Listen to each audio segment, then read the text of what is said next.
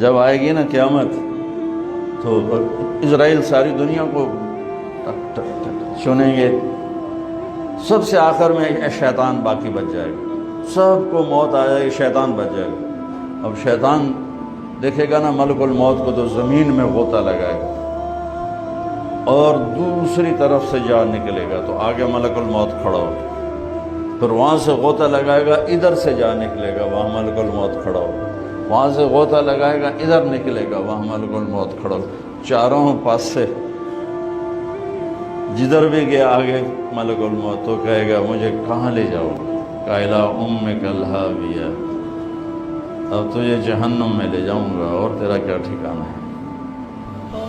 اور ایک حدیث اور یاد آ گئی بڑے مدت کے بعد، ایک رات ایسی آئے گی جو 3 رات کے برابر ہوگی، اور لوگ انتہائی خوف کا شکار، رات جا ہی نہیں رہی، یعنی 9 گھنٹے کی رات 27 گھنٹے ہو جائے گی تو دہشت چھا جائے گی۔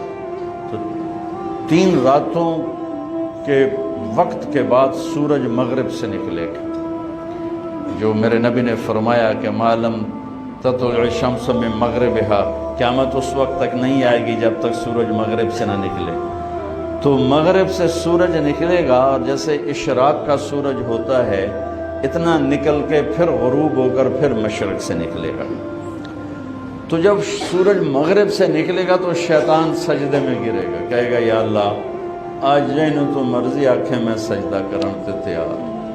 تو اس کے شتنگڑے اکٹھے ہو جائیں گے، کہیں گے استاد جی یہ کیا قصہ ہے؟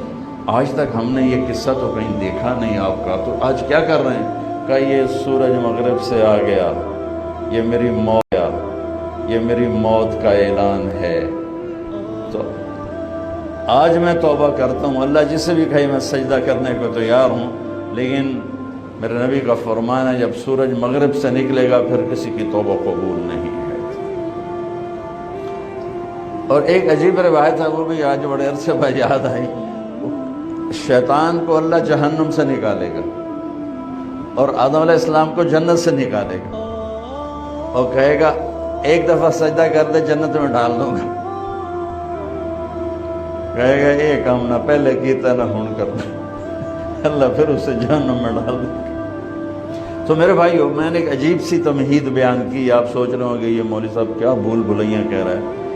شیطان سے جنگ، اس کے لیے اللہ نے ہمیں مسلح کیا کہ شیطان سے جنگ کوئی کلاشنکوف سے تو ہے نہیں، ایٹم بم سے بھی وہ نہیں مرے گا۔